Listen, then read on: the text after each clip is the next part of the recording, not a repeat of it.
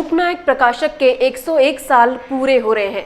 ऐसे में बाबा साहब डॉक्टर भीमराव अंबेडकर की पत्रकारिता और उनके व्यक्तित्व पर बात करेंगे।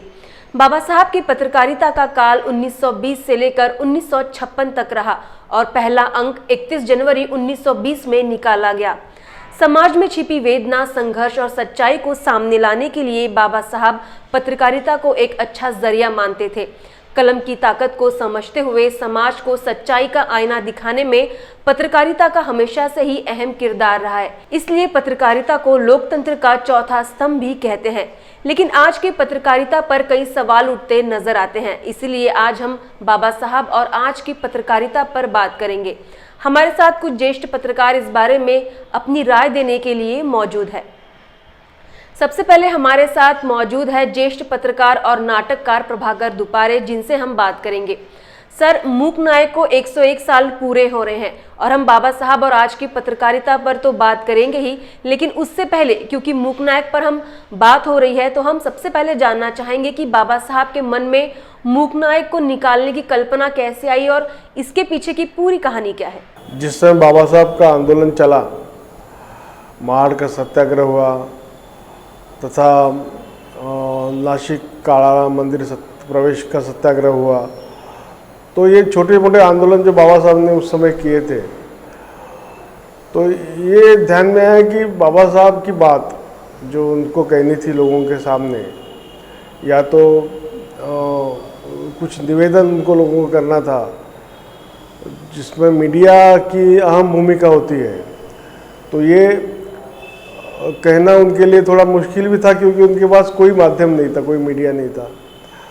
जो प्रस्थापित मीडिया था वो बाबा साहब की बात लोगों तक पहुंचाने में हिचकिचाते थे, असमर्थता बताते थे। तो ऐसे वक्त बाबा साहब को ऐसा लगा कि मेरा भी खुद का अखबार होना चाहिए ताकि मैं लोगों को मेरी बात लोगों तक पहुंचा सकूं, मेरे भाषण लोगों को जा सके। एक समय एक आदमी हज़ारों लोगों के सामने तो नहीं बोल सकता, लेकिन उसकी बात अखबार के जरिए या मीडिया के जरिए वो लाखों लोगों तक पहुंचा सकता है। उस समय स्थिति ऐसी थी कि अंग्रेज इस देश पर राज करते थे और उनके साथ और उनके सभी कार्यों में, सभी मूवमेंट में, वैसे देखा जाए तो दलितों का, बाबा साहब के अनुयायियों का सहभाग या तो उनके काम करने के तरीके ये बहुत अलग थे। वो कभी भी बाबा साहब के लोगों को अपने साथ आने नहीं देते थे और अस्पृश्यता और जातीयता इतनी बड़े पैमाने पर थी कि जो प्रस्थापित लोगों के अखबार थे, मीडिया थी, वो ये बातें लोगों तक पहुंचाने में वो बिल्कुल ही मंजूर नहीं करते थे। इसलिए बाबा साहब की बात पहुंचना लोगों के सामने, लोगों को उससे अवगत कराना, ये बहुत मुश्किल काम हो गया था। तो बाबा साहब के जो जितने भी साथी उस समय थे, उन्होंने ऐसा सबने कहा कि बाबा साहब हमारी बात लोगों तक पहुंचाने के लिए, हमारी जनता हमारे तक आने के लिए कुछ ऐसा करो कि जिससे हम लोग मीडिया के क्षेत्र में आ सके। और उस समय तो ऐसे तो बहुत बड़े बड़े अखबार थे और कोई घटनाएं भी हमारे लोगों की छापते नहीं थे। तो ये जो प्रस्तावित अखबार थे, ये इनके अंदर तो कोई जगह मिलना तो मुश्किल ही था। इसलिए बाबा साहब ने ऐसा सोचा कि ये सच है, बड़ा अखबार तो निकालना उस समय आर्थिक दृष्टि से कोई आसान काम नहीं था।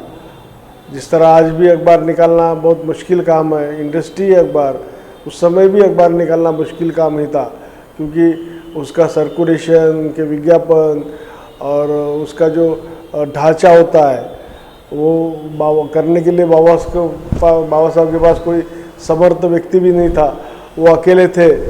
तो फिर भी उन्होंने हिम्मत करके कुछ अखबार निकालने की सोची और जनता, मुकनायक, बहिष्कृत भारत जैसे अखबार उन्होंने निकाले।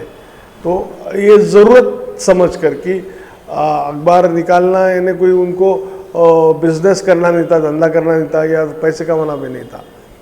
तो उसके ज़रिए अपनी बात लोगों तक पहुंचाना या तो लोगों को उससे अपने बातों से अवगत कराना, ये उनका प्रमुख हेतु था। और मुकनायक जैसे अखबार ने ये हेतु बहुत अच्छी तरह से साध्य किया। इसमें बाबा साहब बहुत सक्सेस हुए, सफलता उनको बहुत मिली। उनके भाषण उनके अखबारों में ही छपते थे और लोग उससे बात उनकी बातों से अवेयर होते थे। उनकी बात लोगों तक पहुंचने की वजह से बाबा साहब के विचार जो है ये एक समय लाखों लोगों के सामने, हज़ारों लोगों के सामने जाते थे। तो अखबार की ज़रूरत समझ कर ही बाबा साहब ने उस समय अखबार निकालने की सोची थी और मुकनायक ये उसी का एक माध्यम था। सर, देश के आज़ाद होने की पहले की स्थिति विकट थी। उस पर बहुजन और शूद्रों पर होने वाले अत्याचार की वास्तविकता को पत्रकारिता के माध्यम से सभी के सामने लाना किस तरह की चुनौती भरा सफर रहा होगा बाबा साहब का? क्या इसके पीछे का पूरा संघर्ष क्या है? ये तो बात सच है कि बाबा साहब को समय बहुत कम मिलता था और जैसे जैसे भी वो अखबार के काम में संपादकीय लिखते थे, जहाँ तक जनता में जनता अखबार उन्होंने निकाला साप्ताहिक, तो उसमें भी अखबार उसमें भी अग्रलेख लिखते थे, एडिटोरियल लिखते थे। और ये मुकनायक में भी वो संपादकीय लिखते थे, न्यूज़ या तो दूसरा कुछ ऐसा छोटा मोटा लेखन वो नहीं कर पाते थे। लेकिन उनका पूरा ध्यान अपने अखबार के ऊपर रहता था। एक समय मिले तो वो अपना अखबार किस तरह से चल रहा है इसकी पूरी जानकारी रखते थे। उस समय मुकनायक जब बंद पड़ा तो उसका कारण भी यही है कि बाबा साहब समय नहीं दे पा रहे थे और उनको पीपल्स एजुकेशन सोसाइटी जैसे संस्था उन्होंने मुंबई में स्थापन की थी, जिसके द्वारा सिद्धार्थ कॉलेज वो चला रहे थे।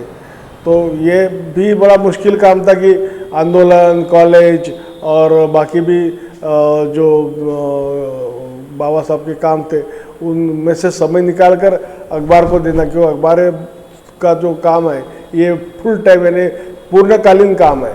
तो ये भी बाबा साहब को मुमकिन नहीं था उस समय पूरा समय देना। इसलिए बाबा साहब सिर्फ अग्रलेख लिखते थे, एडिटोरियल लिखते थे, लेकिन उसके ज़रिए ही अपनी बात लोगों तक पहुंचाते थे। सर, जैसे कि हम सभी जानते हैं कि बाबा साहब समाज के विद्रोह वेदना को व्यक्त करने के लिए बाबा साहब ने पत्रकारिता के मार्ग को चुना।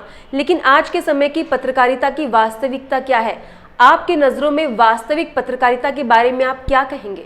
आज दो तरीके से पत्रकारिता चल रही है।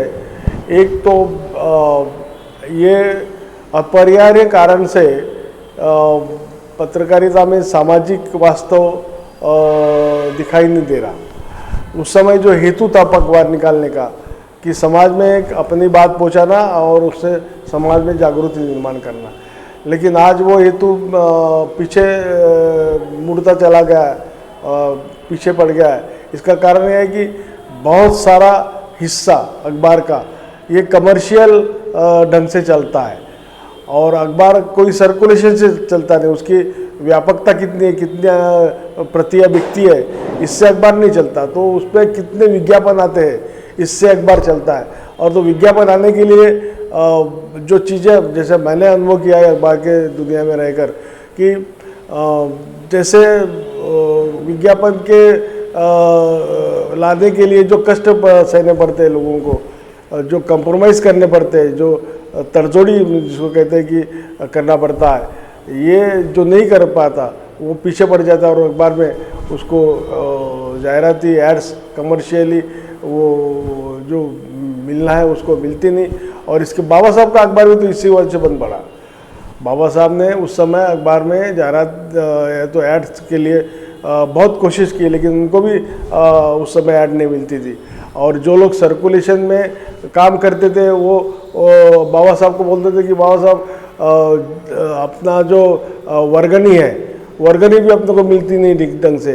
हमारे लोग जो अखबार तो पढ़ते थे लेकिन उसकी रेगुलरली जो वर्गनी भेजना चाहिए था तो वो भी नहीं भेजते थे। तो बाबा साहब ने एक दिन सबको पत्र लिखकर ये आह्वान किया था कि भैया कम से कम ये अखबार को जिंदा रखने के लिए तुम वर्गनी तो कम से कम भेजो, ताकि उसमें से जो पैसे मिलेंगे वो अखबार के निर्मित के काम में आ सके। लेकिन आखिर में वर्गनी तक लोगों ने भेजे नहीं और फिर वो अखबार बाबा साहब को बंद करना पड़ा। आज की वर्गनी की तो बात बहुत दूर है, वो तो खैर उससे तो अखबार चलता नहीं, लेकिन जो जाहिरातें जो विज्ञापन लाने पड़ते हैं वो विज्ञापन लाते वक्त उनको जिस तरह से अखबारों को कॉम्प्रोमाइज़ करना पड़ता है अपनी बातों को लेकर, कौन सी न्यूज़ छापना कौन सी नहीं छापना, कौन से न्यूज़ छापने से अपने को विज्ञापन मिलेंगे और कौन सी न्यूज़ छापने से विज्ञापन नहीं मिलेंगे, ये बातें ध्यान में रखकर ही अखबार को आगे बढ़ाना पड़ता है। और ऐसे इसी क्राइटेरिया में इसी निकष की वजह से काफ़ी अखबार बंद भी पड़े हैं आजकल। सर, जैसे कि आपने कहा इलेक्ट्रॉनिक हो या प्रिंट मीडिया हो, पत्रकारिता को चलाने के लिए कमर्शियल होना पड़ता है, लेकिन क्या इससे पत्रकारिता की मूल वास्तविकता पर इसका असर पड़ा है? क्या कहेंगे आप इसके वास्तविकता के बारे में? नहीं, दुर्भाग्य इस बात का है कि आज कुछ लोग कुछ पत्रकार ऐसे भी है कि जो सामाजिक चेतना जिनमें है और वो उस दृष्टि से उस दिशा से लिखते हैं, लेकिन ऐसी बहुत कम संख्या में लोग हैं कि जिनको लगता है कि अखबार के जरिए हम कुछ लोगों में चेतना निर्माण कर सके, सामाजिक जागृति निर्माण कर सके, या तो समाज को सुदृढ़ करने के लिए, समाज को मजबूत करने के लिए कुछ काम कर सके अपने लेखनी के द्वारा। लेकिन फिर वो पर्याप्त नहीं होता था। देखिए ना कि सारे अखबार जो है उसमें आर्टिकल कितने रहे। आजकल तो सारे लोग न्यूज़ के भरोसे ही चलते हैं और उसमें जो संपादकीय भी आजकल कोई अखबार में, जैसे बाबा साहब का अखबार था, जितने भी अखबार उन्होंने निकाले वो सारे अखबारों में संपादकीय जो उनका एडिटोरियल था उसको लोग पहले पढ़ते थे, लेकिन आज एडिटोरियल कोई पढ़ता ही नहीं। किसी को उसके बारे में ऐसा लगता नहीं कि पहले हम लोग संपादकीय पढ़े कि संपादक ने क्या लिखा है, वो उसमें उसका खुद का ओपिनियन, खुद का मत लिखता है। तो ये जो खुद का मत, खुद का ओपिनियन लिखने वाली बात जो है वो आज नज़दीक ख़त्म हो चुकी है और फिर लोगों के विज्ञापन ही इतने ज़्यादा छापने पड़ रहे हैं और क्योंकि उससे पैसा मिलता है। और फिर खबरें, दूसरी बात, खबरों से अखबार पूरा भरा पड़ा होता है। आज से अभी तो 45% ही खबरें रही है, बाकी तो जो जगह है वो अखबार के विज्ञापन से भरी जाती है।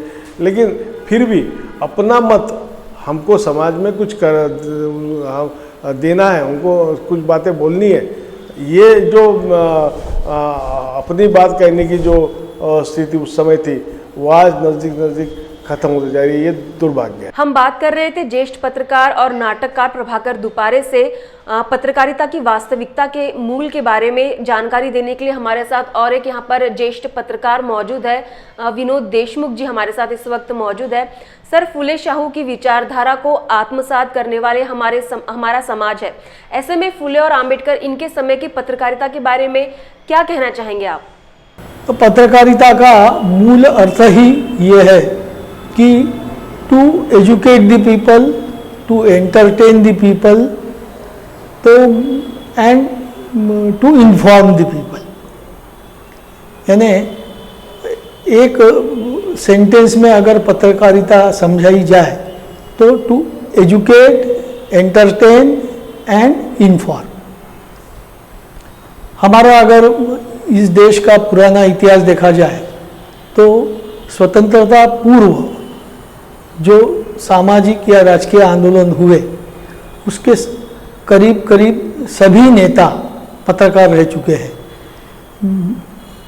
महात्मा फुले से लेके महात्मा गांधी तक सभी प्रमुख नेता उन्हें वर्तमान पत्र चलाया है। उसमें लोकमान्य तिलक भी है, महात्मा गांधी है, डॉक्टर बाबा साहब आम्बेडकर है। इन सभी नेताओं ने राजसत्ता के खिलाफ और सामाजिक कुरीतियों के खिलाफ जो जनजागरण किया वो पत्रकारिता के माध्यम से ही किया। इसलिए इन सभी नेताओं का पत्रकारिता में बहुत बड़ा योगदान रहा है। इन दिनों मीडिया मानो दो भागों में बंट गया है, एक गैर गोदी मीडिया और एक गोदी मीडिया। क्या सोचते हैं इसके बारे में आप? कहीं ना कहीं जनता को गुमराह करने की कोशिश की जा रही है। क्या लगता है कि जनता के सामने जब कभी सच आता है तो वो हमें भ्रमित नजर आते हैं? एक मेरी जो इसके बारे में जानकारी है, या तो मैं ये मानता हूँ कि पॉलिटिक्स ये पत्रकारिता पर बहुत बड़े पैमाने पर हावी हो चुका है, जिसकी वजह से आप जो कह रहे हो उस तरह का दूसरा मीडिया, जो मीडिया का रूप जो हम लोग नहीं देखना चाहते, जो एक समय में नहीं था, आज वो रूप आ चुका है मीडिया को, क्योंकि किसी से भी बनकर बंधा हुआ मीडिया हो चुका है। वो इंडिपेंडेंट स्वतंत्र मीडिया आज रहा नहीं, और यही वजह है कि कई तरह की अफवाहें, कई तरह की गलत न्यूज़ें जो समाज में नहीं देनी चाहिए, अंधविश्वास की बातें हो या और किसी गलत व्यक्ति को प्रोजेक्ट करने वाली बात हो, ये मीडिया के अंदर में आने लगा है, जो सुदृढ़ और मजबूत मीडिया के लिए बिल्कुल ही नुकसानकारक है। मैं ये मानता हूँ कि जब मीडिया का काम ये समाज को जागरूक करना है, समाज को आगे बढ़ाना है, समाज को उस दिशा से ले जाना है जिस दिशा में समाज मजबूत हो, समाज में एकता हो, समाज में स्वतंत्रता हो, समाज में व्यक्ति स्वातंत्र्य हो। या तो समाज इस तरह से बने कि उसमें गलत चीज़ें ना आए। तो ये इस तरह का बाबा साहब के सपनों का समाज बनाने के लिए मीडिया की बहुत अहम भूमिका रहनी चाहिए।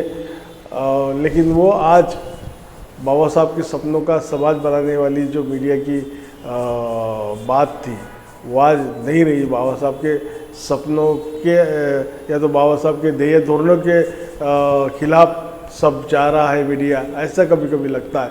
ये गलत है, ये दुरुस्त किया जा सकता है, लेकिन जब इतना घिनौना माहौल पैदा हो चुका है इस फिल्म में कि अब मुझे नहीं लगता कि इसको फिर वापस लाकर हम लोग उस दिशा में जा सकेंगे। मैं तो कम से कम इस बारे में आशावादी नक्की जरूर हूँ कि ऐसा होगा, लेकिन वो कब होगा ये पता नहीं मुझे भी। सर, बाबा साहब ने लोगों तक सही जानकारी पहुंचाने के लिए एक कोशिश की थी, लेकिन आज पत्रकारिता की वास्तविकता के बारे में क्या कहेंगे आप? हमें कहीं भी वो वास्तविकता नजर नहीं आती, उसका मूल स्वरूप हमें नजर नहीं आता। देशमुख सर, क्या बताएंगे आप? पुराने ज़माने में पत्रकारिता ये ध्येय था, एम था, और समाज सुधारना का एक शस्त्र, इस तरह से नेताओं ने पत्रकारिता का उपयोग किया। आज जो ग्लोबलाइजेशन हुआ है और पूरा जगत ही इस आर्थिकीकरण के कारण एक व्यवसाय बन चुका है, तो स्वाभाविक है कि पत्रकारिता भी आज एक व्यवसाय के रूप में लोगों के सामने है। तो व्यवसाय के जो गुण या दोष होते हैं वो पत्रकारिता में भी आए हैं। इसलिए आज हमें पत्रकारिता में कुछ बुराइयां दिखने लगी है। पत्रकारिता को हम लोकतंत्र का चौथा स्तंभ कहा जाता है, लेकिन आज जनता को सही जानकारी देने के नाम पर सिर्फ भ्रमित किया जा रहा है। क्या कहेंगे आप? अभी तो देखिए, मीडिया के अंदर में प्रिंट मीडिया और विजुअल मीडिया ये दोनों भी आ चुके हैं। तो पहले तो प्रिंट मीडिया था बाबा साहब के समय, लेकिन आज टेलीविज़न मीडिया भी इसमें शामिल हो चुका है। अब मैं ये देखता हूँ कि प्रिंट मीडिया से ज़्यादा टेलीविज़न मीडिया की जिम्मेदारी ज़्यादा होती है, क्योंकि वो किसी व्यक्ति प्रेक्षक जो सामने बैठा हुआ हमारा सामान्य गरीब आदमी है, उससे सीधा उसके नज़रों में, उसके दिलों में जाकर बैठता है। उसकी जिम्मेदारी ज़्यादा है, तो लेकिन वो अपने जिम्मेदारी से हाथ धो बैठा है, ऐसा मुझे लगता है। क्योंकि उस विजुअल मीडिया में जो दिखने वाला मीडिया है, टेलीविज़न मीडिया जिसको कहते हैं, वो मीडिया के अंदर में बहुत गलत लोग इस समय में आ चुके हैं।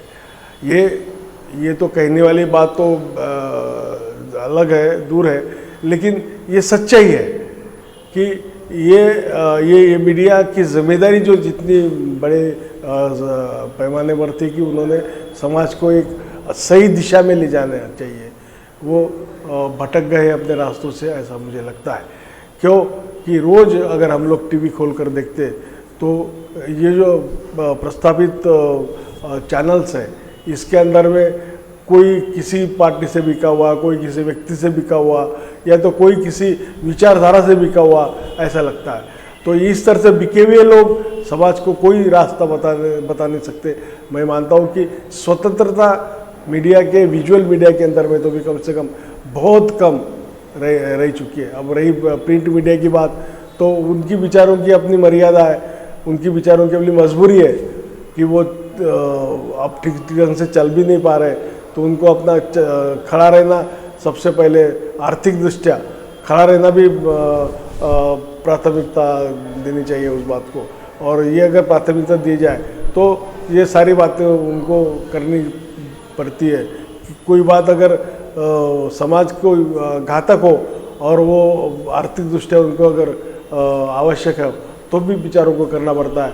ये दोनों चीज़ों को हम लोगों ने ध्यान में रखना चाहिए, क्योंकि आदमी अखबार जब पढ़ेगा तब तो उसके सामने जो हम लोग परोसेंगे वही वो देखेगा, और वो परोसने वाले जो लोग हैं वो मजबूरी के अंदर में गलत बातें भी लोगों के सामने ला रहे हैं। ये कभी ना कभी ये स्वच्छता होनी चाहिए, ये कभी ना कभी इस बात को समझना जरूरी है कि ये भले ही हम लोग नुकसान में आए, अखबार भले ही नुकसान में आए, प्रिंट मीडिया भले ही नुकसान में आए, लेकिन ये नहीं छापनी, ये बातें छापना नहीं चाहिए।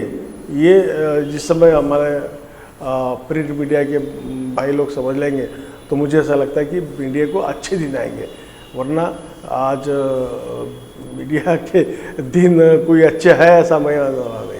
हम देखते हैं कि कई बार लोगों तक जल्दी जानकारी पहुंचाने के चक्कर में अधूरी जानकारी दी जाती है। साथ ही टीआरपी को बढ़ाने के लिए नए नए पैतरे भी आजमाए जाते हैं।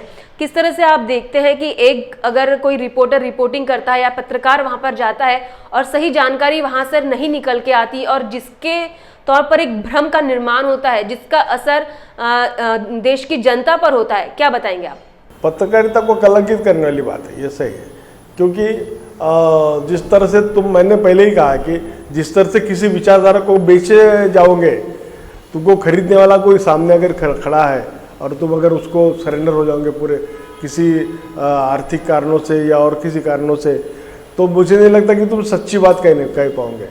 तो आज भी अब जिस तरह से वो टीआरपी वाली जो बातें चल रही है, तुम्हारी टीआरपी बढ़ाने के लिए तुम कुछ भी करोगे, ये बिल्कुल गलत है।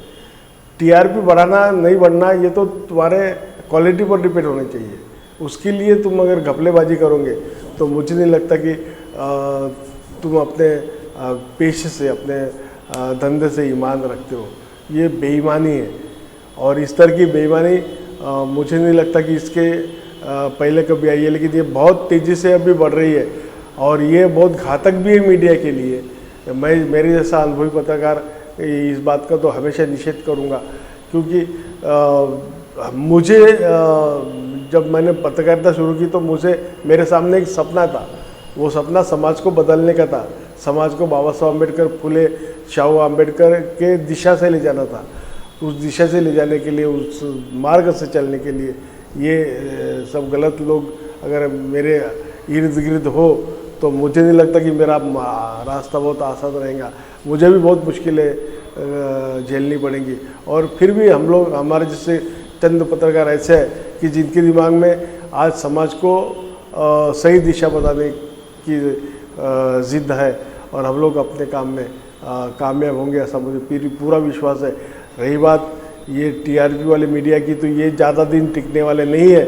एक दिन समाज में ये जरूर दंगे हो जाएंगे और उस दिन समाज इनको निकालकर बाहर फेंक देगा, ऐसा मुझे पूरा विश्वास है।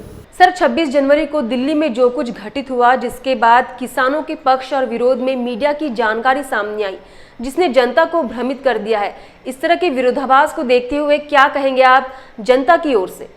क्यों जनता को ठगने वाली बात क्यों है ये? क्योंकि इनका हेतु स्पष्ट नहीं है। ये कुछ कहते कुछ अलग है, दिखाते कुछ अलग है। अब शेतकरी आंदोलन की बात, किसानों के आंदोलन की बात करो, या तो इसके पहले की काफ़ी आंदोलन इसके पहले भी हो चुके हैं। वो सर आंदोलन को दो तरीके के देखने वाले लोग हैं। एक तो किसी राजकीय पार्टी से बंधे हुए लोग कि जिनको पार्टी जो सत्ता में है उनके खिलाफ बोलना नहीं चाहते या तो उनके खिलाफ जाना नहीं चाहते, क्योंकि उनके लागे बांधे उनके कनेक्शंस उनके साथ होते हैं, वो नाराज़ न हो ऐसी उनकी धारणा होती है। इस तरह से वो लोग काम करते हैं। ये नाराज़ी बोल नहीं लेना चाहते। ये इस तरह से बिके हुए लोग, इस तरह से खरीदे गए लोग, ये समाज को दुरुस्त नहीं कर सकते। और मेरा तो ये मानना है कि जब तक तुम पूरी तरह से मानसिक दृष्टया स्वतंत्र न हो उस समय या तब तक आप कोई पत्रकारिता, किसी बात की, कोई आंदोलन की रिपोर्टिंग सही ढंग से नहीं कर सकते। क्योंकि निष्पक्ष रूप से रिपोर्टिंग करना ये जो समाज की ज़रूरत है वो ज़रूरत नहीं पूरी कर सकोगे, क्योंकि तुम्हारे सामने कोई दूसरा चेहरा है, उसको लेकर तुम काम कर रहे हो। तुम्हारे काम करने के ढंग जो है वो किसी प्रेशर में है, वो स्वतंत्र नहीं है, वो इंडिपेंडेंट नहीं है। किसी का कोई पॉलिटिकल पार्टी या कोई बड़ी हस्ती वो तुम्हारे सर पर हावी है और उस समय आप वो रिपोर्टिंग कर रहे हो और कोई बात लिख रहे हो तो तुम कैसे सच लिखोगे? उसके खिलाफ भी नहीं जा सकते। तो इसलिए ये निष्पक्ष रूप से आज किसी बात को, किसी आंदोलन को देखना ये बहुत ज़रूरी है। और ये जब तक देखा नहीं जाएगा तो मुझे नहीं लगता कि किसानों का आंदोलन हो या और कोई भी आंदोलन हो उनको न्याय मिल पाएगा। हम लोग हमेशा इस तरह के आंदोलन को अन्याय करते रहेंगे इस आंदोलन पर, और इनकी सही बात जो है लोगों तक पहुंचाने में असमर्थ रहेंगे, ये मेरा मानना है। दुपारे सर, आपसे पूछना चाहूंगी कि आज की पत्रकारिता को देखकर बाबा साहब या महात्मा फूले होते तो किस तरह से वो आज की पत्रकारिता को देखते, और क्या विरोधाभास हमें तब की पत्रकारिता और आज की पत्रकारिता में नजर आता है? उनको बहुत दुख होता। मैं सच बताऊं, बाबा साहब ने अखबार कोई पैसे कमाने के लिए नहीं निकाला था, और बाबा साहब ने अखबार किसी आदमी या किसी पार्टी को खुश करने के लिए नहीं निकाला था। उनको अपनी विचारधारा, जो समाज को मजबूत करने वाली विचारधारा है, वो विचारधारा लोगों तक पहुंचाने के लिए अखबार निकाला था। और अखबार का बेसिक उद्देश्य यही रहा है, चाहे वो स्वतंत्रता आंदोलन का समर्थन करने वाले अखबार हो या तो और किसी बात का समर्थन करने वाला अखबार हो। ये उनका हेतु स्पष्ट होता है कि जिस तरह से वो लोग काम करेंगे, वो उनका जो सोचना है, उनकी जो आइडियोलॉजी है, वो आइडियोलॉजी को प्रोजेक्ट करने का काम करेंगे। हमेशा बाबा साहब हमेशा इस समाज के आइडियोलॉजी को प्रोजेक्ट करने का काम करते थे। और आज चित्र ऐसा है कि आज आइडियोलॉजी तो बहुत दूर की बात है, वो तो ख़त्म ही हो चुकी है। किसी के पास कोई आइडियोलॉजी नहीं, किसी की कोई विचारधारा नहीं है। सिर्फ एक ही विचारधारा है कि हम किसी के चमचे बन कर रहे हैं, किसी के गुलाम बन कर रहे हैं। और ये गुलाम लोग, ये चमचे लोग कोई पत्रकारिता में कोई नया पद लाने वाले नहीं है।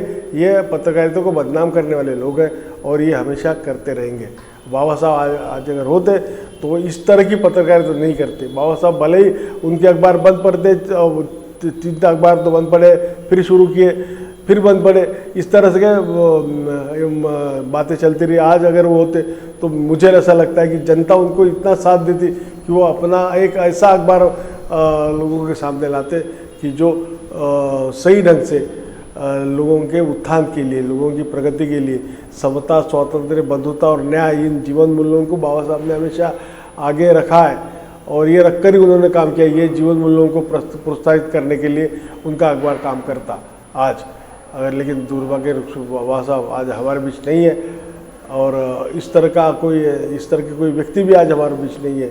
लेकिन अगर होते तो उनको बहुत दुख होता और पत्रकारिता को इस तरह से बदनाम करने वाले लोगों के खिलाफ वो शायद एक मजबूत तरीके से खड़े भी होते। देशमुख सर, पत्रकारिता को चौथा स्तंभ कहा जाता है लोकतंत्र का। जैसे कि दुपारे सर ने कहा, कमर्शियल के तौर पर काम करना पड़ता है, पत्रकारिता पर राजनीति का प्रभाव होता है।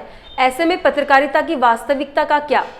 ऐसा सवाल जनता के सामने, हम सबके सामने खड़ा होता है। क्या कहेंगे इस पर आप? लोकशाही के जो 4 स्तंभ है उसमें पत्रकारिता का योगदान चौथा स्तंभ के रूप में रहा है। आज भी उसका प्रमाण थोड़ा कम ज़्यादा हुआ होगा, मगर पत्रकारिता चौथा स्तंभ है, उसे लोकशाही में मानना ही है हमको। व्यावसायिकीकरण के कारण पत्रकारिता में व्यावसायिकीकरण के कारण पत्रकारिता पर अर्थकारण का दबाव बढ़ गया है। आज हर तंत्र ज्ञान इतना बढ़ चुका है पत्रकारिता में। जब हम लोगों ने पत्रकारिता शुरू की तब पत्रकारिता में न्यूज़पेपर निकालने का जो कुछ खर्चा रहा होगा वो कम से कम रहता था। आज इलेक्ट्रॉनिक माध्यम हो, प्रिंट मीडिया हो, पोर्टल हो या और किसी भी तरह का प्रसार माध्यम हो, तो उसके लिए तंत्र ज्ञान पर बहुत ज़्यादा खर्चा हो रहा है और उसे सहने के लिए व्यवसाय के जो व्यावसायिक जो फंडे है वो तो मालिक को लगाने ही है और उसमें थोड़ा बहुत कम ज़्यादा हो सकता है, लेकिन इसका मतलब ये नहीं है कि पत्रकारिता पूरी तरह से ख़त्म हो चुकी है, ऐसा कोई भी नहीं कह सकता। आज भी प्रिंट मीडिया हो या इलेक्ट्रॉनिक मीडिया हो, जनता को जागरूक करने का और सरकार पर दबाव बढ़ाने का काम इन्हीं माध्यमों की तरफ से होता दिखता है। पत्रकारिता के निष्पक्षता के बारे में मुझे अपने अनुभव से ऐसा लगता है कि ये थोड़ा सा भ्रम है इसके बारे में। देखिए कि कोई ना कोई तो मालिक रहेगा और उसके बारे में कोई भी कर्मचारी उतना निष्पक्ष नहीं रह सकता जितना वो अगर खुद मालिक होता। हम पुराने ज़माने में हमारे जो दिग्गज पत्रकार रहे वो निष्पक्ष इसलिए रहे कि वो खुद मालिक थे।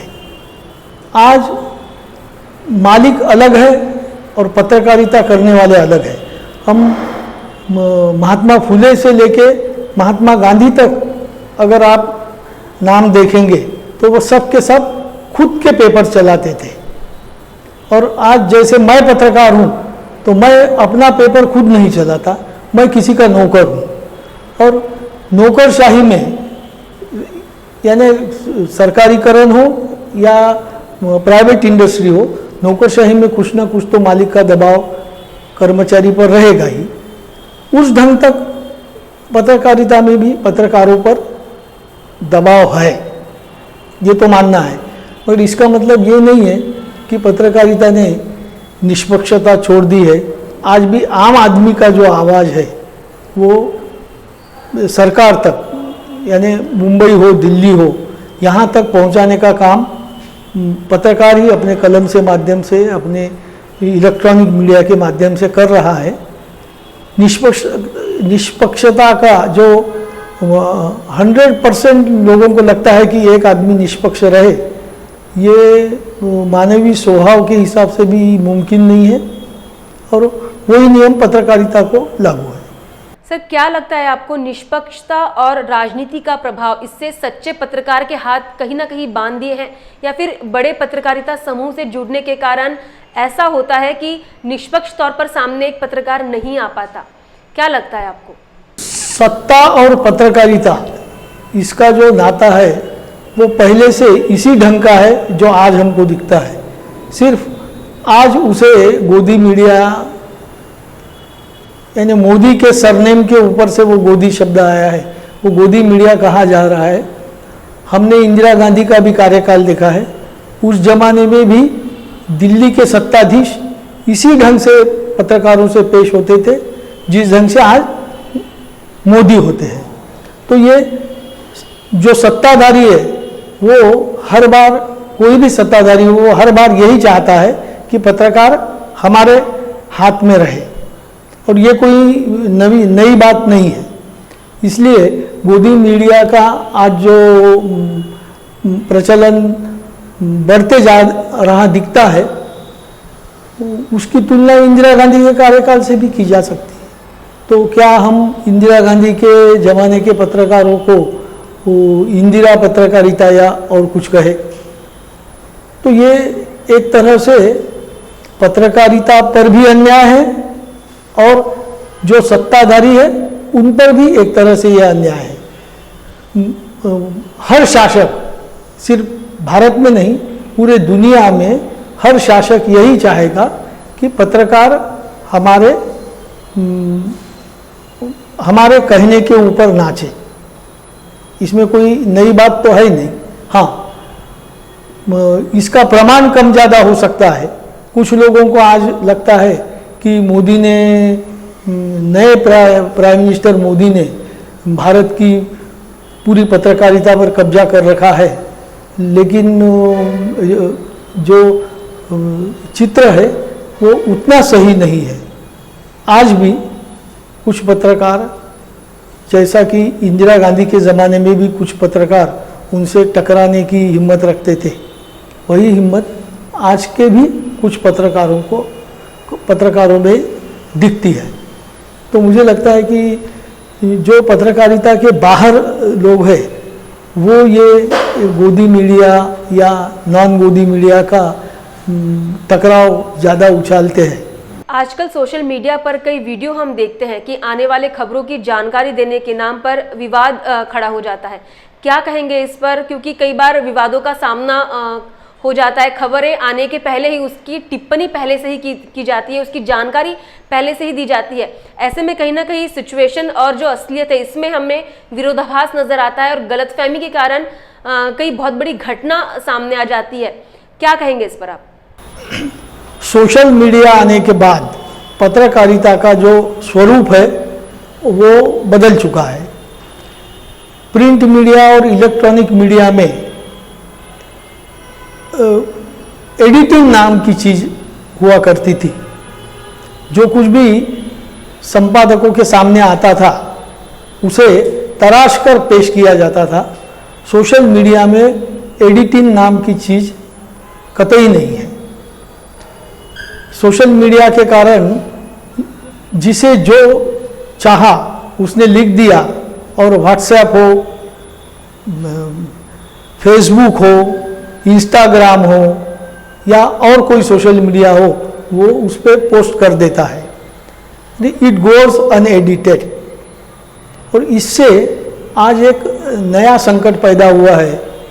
जैसा आपने गोदी मीडिया का नाम लिया, वैसा अगर गोदी मीडिया के लोग कुछ अपने मन का डालते हैं तो उसके अपोजिशन वाले और दूसरा कुछ अपने मन का डालते हैं और उसका सोशल मीडिया पे 24 घंटे संघर्ष जारी रहता है, जो प्रिंट और इलेक्ट्रॉनिक मीडिया के ज़माने में नहीं था। इस पे मुझे लगता है कि एक ये करना चाहिए, सोशल मीडिया यूज़ करने वाले लोगों पे कुछ अंकुश हो और उनका भी डाला हुआ पोस्ट एडिट किया जाए। और इसकी व्यवस्था जो संस्थाएं सोशल मीडिया चलाती है, जैसा कि व्हाट्सएप है, फेसबुक है, इन्होंने हर देश में या हर विभाग में ऐसे कुछ प्रावधान करने चाहिए कि जिससे जो कुछ भी पोस्ट डालनी हो वो it should be by admin only. Otherwise ये जो संघर्ष जारी है और बाद में हम सब देखते हैं कि आज डाली हुई पोस्ट कल फेक निकलती है। ये प्रिंट और इलेक्ट्रॉनिक मीडिया में ऐसा नहीं होता था। एक आध बार अगर गलती हो जाती तो प्रिंट मीडिया में दूसरे दिन उसका क्लैरिफिकेशन भी आता था। आज क्लैरिफिकेशन के लिए चांस नहीं है, क्यों तो 10 मिनट में 15 मिनट में सोशल मीडिया का पोस्ट पूरे दुनिया में वायरल हो जाता है, उसके परिणाम आने शुरू हो जाते हैं। जो प्रिंट मीडिया का परिणाम इतना जल्दी जनता पे नहीं होता था। आपको मालूम होगा कि जब मुंबई शहर में दहशतवादी हमला हुआ था तो उसका हमारे भारतीय इलेक्ट्रॉनिक मीडिया ने लाइव टेलीकास्टिंग किया था, जिसका पूरे दुनिया पर असर हुआ। लेकिन उसी ढंग का दहशतवादी हमला जब ट्विन टावर्स पे अमेरिका में हुआ तो अमेरिका के इलेक्ट्रॉनिक मीडिया हो, प्रिंट मीडिया हो या सोशल मीडिया हो, किसी ने उसका कोई प्रसारण नहीं किया। जब तक वहाँ की सरकार ने उनको अनुमति नहीं दी तब तक उसके फोटोग्राफ तक नहीं छपे। तो ये जो सेल्फ कंस्ट्रेंट है वो हमारे देश में कम है, इसलिए प्रारंभिक काल में तो भी इस पर कंट्रोल के लिए कुछ एडिटिंग की व्यवस्था होनी चाहिए, अन्यथा ये संघर्ष किस हद तक बढ़ जाएगा ये हमने अभी दिल्ली के 26 जनवरी के घटना में देखा है कि एक पोस्ट आई, लोगों को लगा यह सही है, उसके अगेंस्ट दूसरी पोस्ट आई, लोगों को लगा वो सही है, फिर ये फेक निकली, वो फेक निकली। ये फेक नाम का जो राक्षस है वो अभी पत्रकारिता में घुस चुका है और उसे कंट्रोल करने की बहुत ज़रूरत है। तो ये थे आज हमारे साथ वरिष्ठ पत्रकार और नाटककार प्रभाकर दुपारे और वरिष्ठ पत्रकार विनोद देशमुख, जिनसे हमने बाबा साहब और आज की पत्रकारिता पर बात की। आज भले ही मीडिया की खबरों में विरोधाभास नजर आता हो, लेकिन पत्रकारिता अपने मूल रूप में जरूर वापस आएगी और फिर एक बार बाबा साहब और फूले के विचारों का मंथन किया जाएगा। आज के लिए बस इतना ही।